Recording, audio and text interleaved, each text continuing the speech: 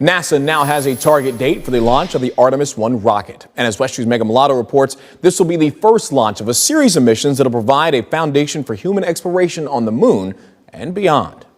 Dawn greetings, young one. What would you like for consumables? Pop-Tarts, chicken embryos, seasoned patties of ground animal flesh? I'm not really hungry. Just some Tang. Ah, Tang, the drink the astronauts took to the moon. Astronauts to the moon.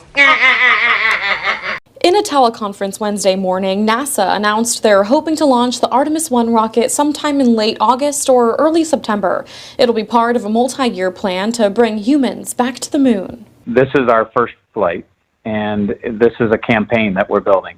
This is a series of missions to achieve objectives that we're laying out as an agency to do near-term and long-term exploration both on the moon and beyond. Welcome to another edition of Thunderdome!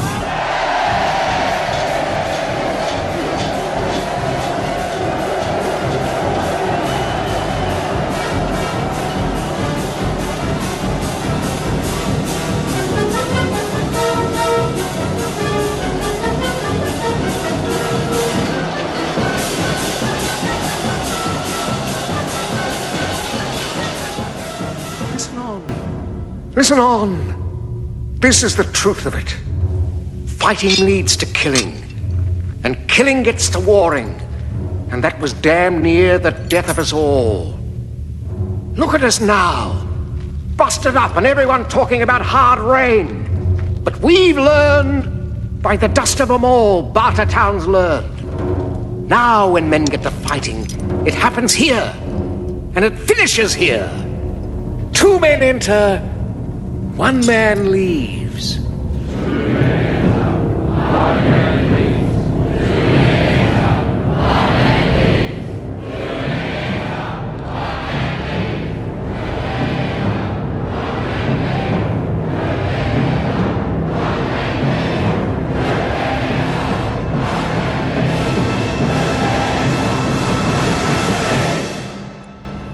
And right now, I've got 2 men. 2 men with a gut full of fear. Ladies and gentlemen. I can't hear you. Looks like we're stuck in a giant fishbowl. I used to have fish, but then one of them got sick, and the other one ate him.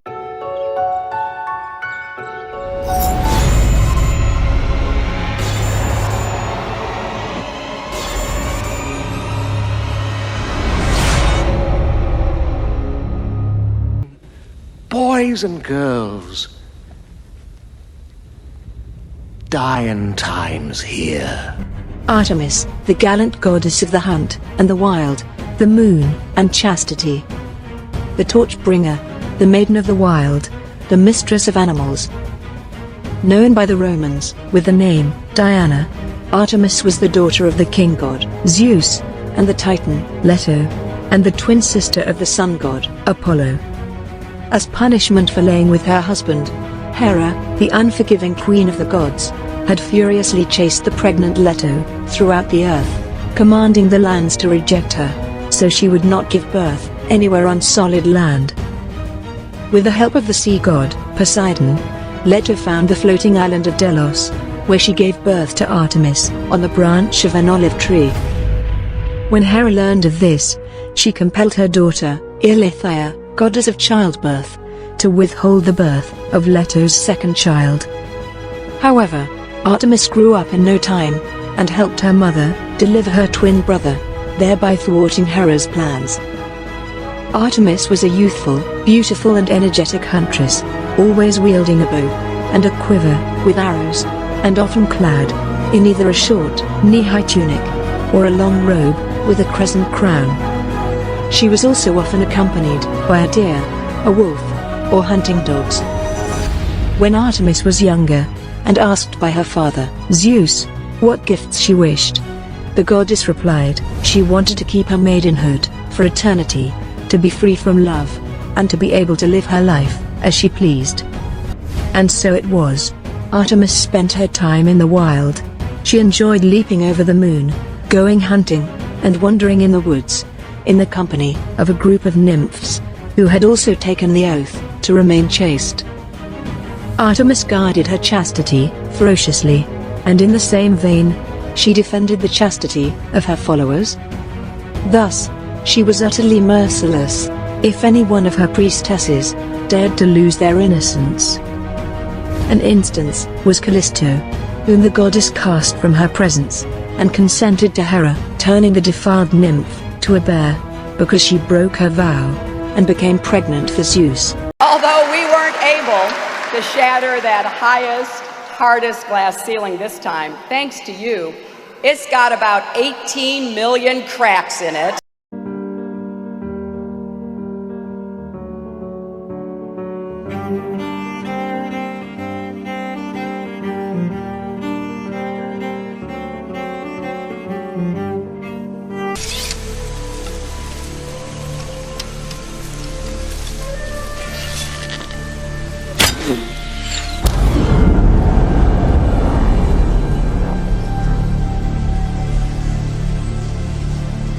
Force field. It's a dome. We're at the edge of the arena. And it may be hard to see tonight, but we are all standing under a glass ceiling right now. And the light is shining through like never before, filling us all with the hope and the sure knowledge that the path will be a little easier next time.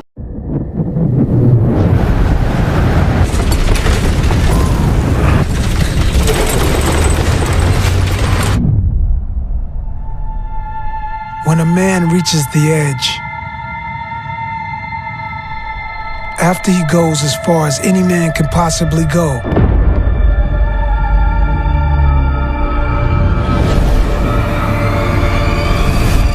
how does his son continue?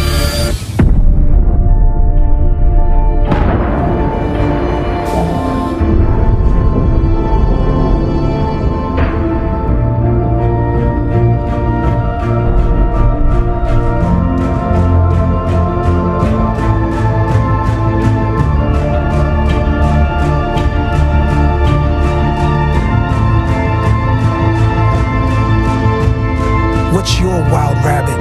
Hennessy. Never stop, never settle. Well, yeah, people come out and they've run out of anecdotes, you know, and they just start making stuff up. Yeah. Like that Neil Armstrong guy. Have you seen him on the talk shows? Neil Armstrong, you mean the first man to walk on the moon? Talk about a fish story. Yeah. Man, and they're buying it. Oh, yeah.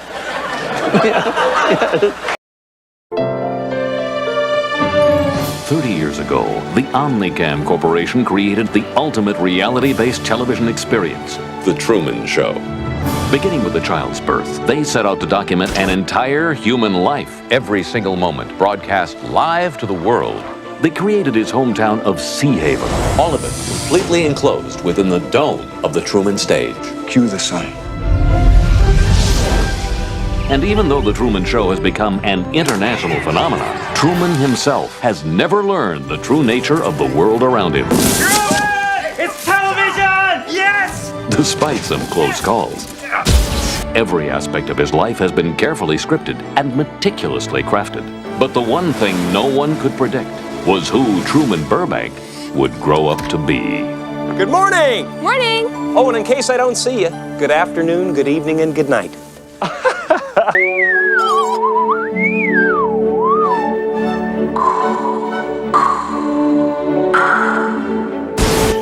I hereby proclaim this planet Trumania of the Burbank Galaxy. Trumania, Trumania.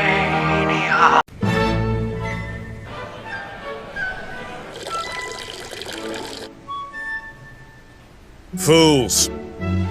They are everywhere. Cheers. Not a compliment. And they come in all shapes and sizes. Here we go. Who better to test the new foolproof iPhone app from Sportsbet than these Einsteins?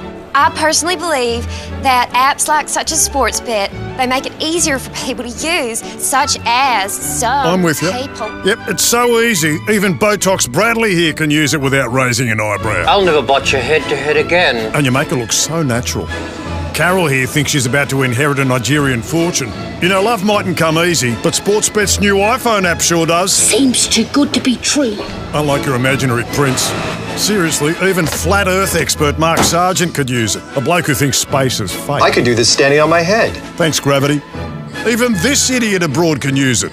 Yeah, it's dead easy. Ouch, Barman! See you in the NT News, mate. And we gotta save those people by making them learn about things that maybe they don't know. I'll tell you what I do know. Even the permanently offended can claim a winner-winner vegan-based dinner. So easy. It's outrageous! It's a beauty. It'll make a splash, all right. At least that's what former rugby league whiz kid Todd Carney believes. Yeah, it's a piece of piss. It's better when it's flat.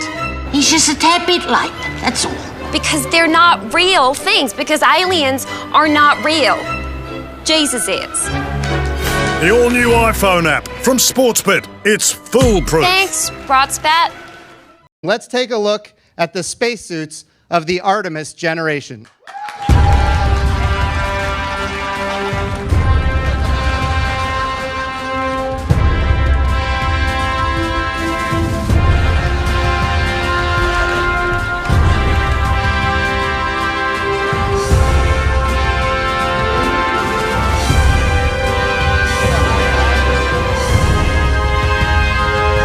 So to be clear, Christine is wearing a spacesuit that will fit all of our astronauts when we go to the moon. And it is also true that we have with Christine Amy Ross, who is a spacesuit engineer, and we have Dustin Gomert, who is wearing not a spacesuit that we're going to have on the surface of the moon, but on the way to the vicinity of the moon. So these are our spacesuits for the Artemis generation.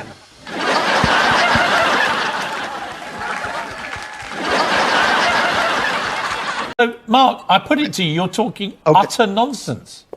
It's obviously utter nonsense. It's obviously insanity. In fact, I encourage anyone that's listening to the sound of my voice, don't Google flat Earth. Don't do it. Take my word for it. I could be a mental patient recently released from an institution. It's okay, Truman. I understand. I have been watching you your whole life. I was watching when you were born. I was watching when you took your first step. I watched you on your first day of school.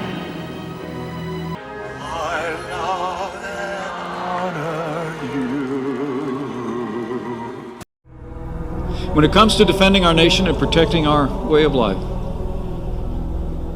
the only thing we can't afford is inaction. The American people deserve our very best, and they will have it. As the President will discuss in further detail in the days ahead, the United States Space Force will strengthen our security, it will ensure our prosperity, and it will also carry American ideals into the boundless expanse of space. While other nations increasingly possess the capability to operate in space, not all of them share our commitment to freedom, private property, and the rule of law. So as we continue to carry American leadership in space, so also will we carry America's commitment to freedom into this new frontier.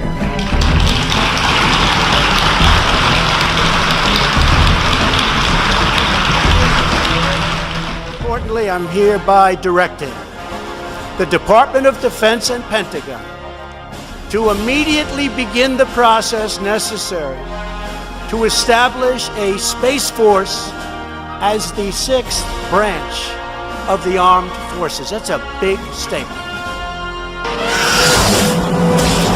Aliens are going to be gone fast. The American astronaut embodied the incredible spirit of America, the confidence of a cowboy, the skill of a fighter pilot, the ambition of a scientist, and the courage of a true, brilliant, tough warrior. We are going in with first wave. You smash the entire area. You kill anything that has you dead meat. We get you, sir. But they will face an enemy more devastating than any ever imagined. Does the president believe in the existence of UFOs? Somehow that question hasn't come up in our back and forth over the last couple days, but I will check into that and be happy to circle back. And as I said, they will be met with fire, fury, and frankly power, the likes of which this world has never seen before. We're under attack, sir. We need retrieval now. We're going to have the Space Force. Someone made a damn mistake. Somebody criticized me the other day because they asked me what I do, and I said, I'm going to bomb the shit out of them. They've got to be stopped. TriStar Pictures takes you to the front lines. Get them out of here! Get out! Kill them all! Space Force. Troopers. There is absolutely nothing Americans can't do.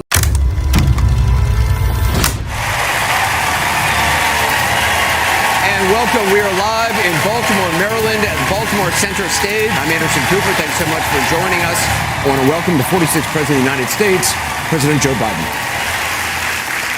So there's a lot to get to tonight, and we got a lot of great questions from our audience. Before we get into that, though, I just want to know... Let me tell you what I want to talk about.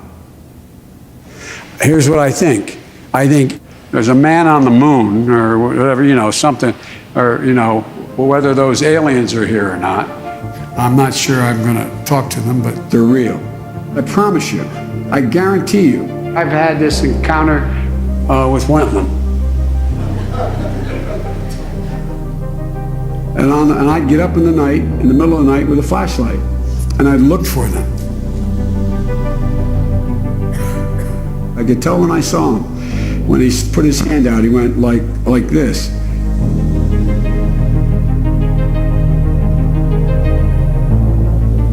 All of a sudden, I was raised very, very high. And he looked at me and said, Joey, look at me. Look at me, Joey. I come from outer space. I've gone, oh my God. What's happening? Please don't leave us, don't leave us. And it was all gone. I know that sounds silly, but I mean, everybody thought I was a little nuts. But it happened. It happened. Think about that.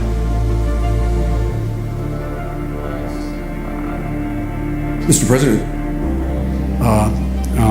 What am I doing here? I'd go to the moon in a nanosecond. The problem is we don't have the technology to do that anymore. We used to, but we destroyed that technology, and it's a painful process to build it back again.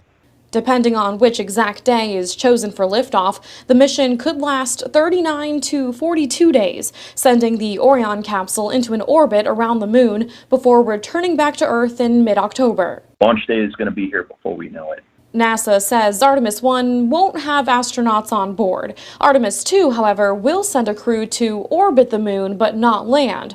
Artemis 3, which is planned for no earlier than 2025, is set to bring humans back to the moon. The announcement of Artemis 1's potential launch dates comes on the 53rd anniversary of the Apollo 11 landing on the moon.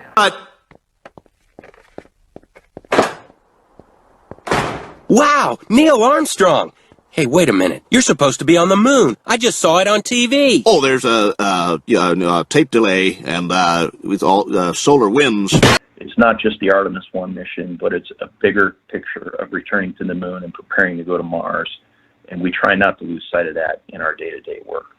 Megan Mulatto, WESH 2 News.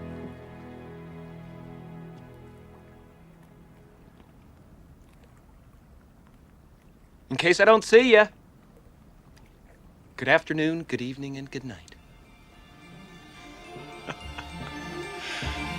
Yeah.